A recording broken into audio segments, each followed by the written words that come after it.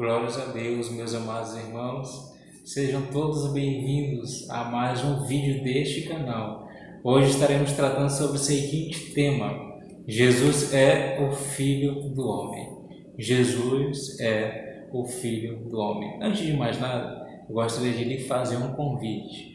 Você já é inscrito no nosso canal? Ainda não? Não perca a oportunidade, inscreva-se. Ative o sininho para receber novas notificações e compartilhe o vídeo para que outras pessoas possam ser impactadas através da palavra. Vamos fazer a leitura aqui em Daniel, no capítulo de número 7, verso 13 e 14. Livro do profeta maior Daniel, no capítulo de número 7, verso 13 e 14.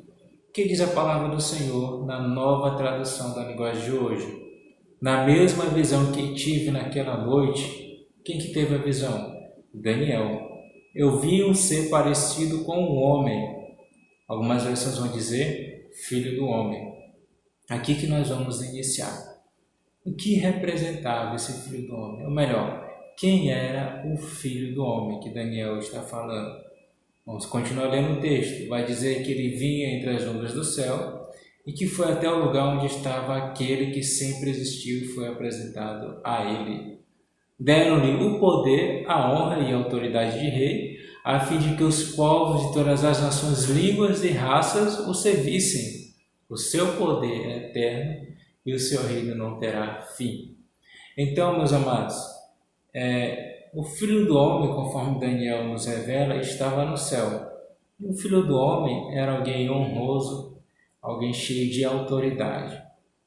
Então, mais uma vez, fazemos a pergunta que não quer calar: quem é este Filho do Homem? Para isto, vamos utilizar um princípio da hermenêutica que diz que a Bíblia se traduz por si só, ou por ela mesma. E vamos para o Evangelho de Lucas, no capítulo 7, no versículo 33 e 34, que nos diz: João Batista. Quem está falando essas palavras, que a gente continua a leitura? O próprio Jesus. Ele estava dizendo o seguinte, uma acusação gravíssima àquele povo. João Batista jejua e não bebe vinho, e vocês dizem, ele está dominado por um demônio. Deus está dizendo, João Batista, cheio do Espírito Santo desde o ventre da sua mãe, que privilégio ele teve, e vocês estão dizendo que ele estava endemoniado. Como assim? Aí vem o Filho do Homem, que é comilão e beberrão. Olha, Filho do Homem, observa, está aparecendo aqui. Está dizendo que o Filho do Homem é amigo dos cobradores de impostos e de outras pessoas de má fama. Então podemos entender de uma vez por todas, Filho do Homem se refere ao próprio Jesus, ou seja, a própria designação de Jesus. Jesus que veio para todos, ainda bem. Se ele não viesse para todos, nós estaríamos perdidos. Ele não veio só para os sãos, ele veio também para os enfermos. E quando eu falo de enfermos, eu estou dizendo pessoas que são acometidas da maior enfermidade, que se chama pecado. É isto mesmo, a maior enfermidade que se chama pecado. O certo, amados, que bem aqui nós podemos voltar para o texto de Daniel. Logo, entendemos que aquele Filho do Homem era o próprio Jesus. Ele vai vir entre as nuvens do céu. Então podemos entender que Jesus está vindo pela segunda vez, porque a primeira vez que ele veio como o Cordeiro de Deus, que tira o pecado do mundo. A segunda vez que ele virá, ele vai vir como alguém poderoso, assentado ao lado de Deus Pai, que foi dado poder e autoridade.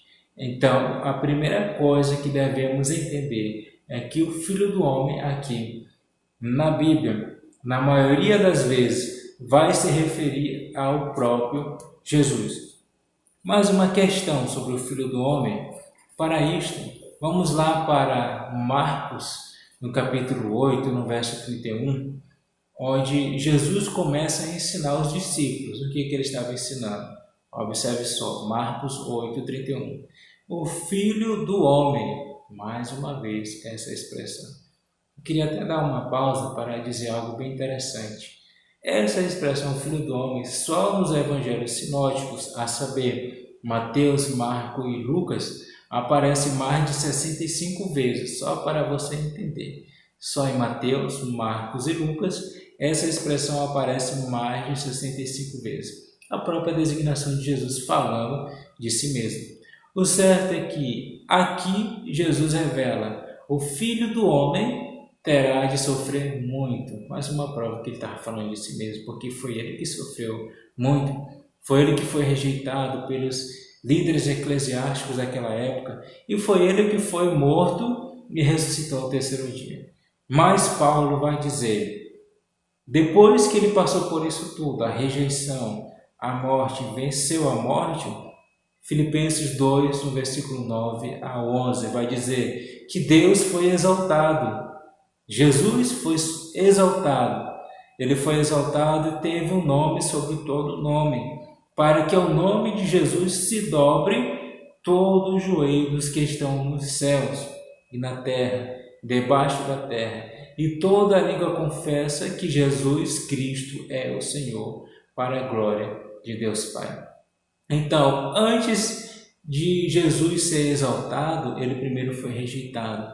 Ele primeiro morreu em morte e morte de cruz. Nós louvamos ao Senhor, porque se não fosse esse grande feito, essa atitude de amor, nós estaríamos perdidos em nossos pecados, não teríamos chance nunca de sermos salvos. Então, seja grato a Deus todos os dias por esse grande feito, não por aquilo que Ele pode fazer, mas por aquilo que Ele fez lá na cruz.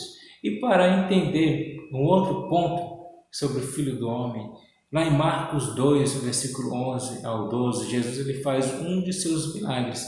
Ele levanta um paralítico da cadeira de roda. E diz a palavra do Senhor que no mesmo instante, quando Jesus dá a ordem, levante-se, pegue a sua cama e vá para casa, ele foi curado. Ele obedeceu a Jesus através da fé, foi curado. Todos ficaram admirados e louvaram a Deus, dizendo: nunca vimos uma coisa assim.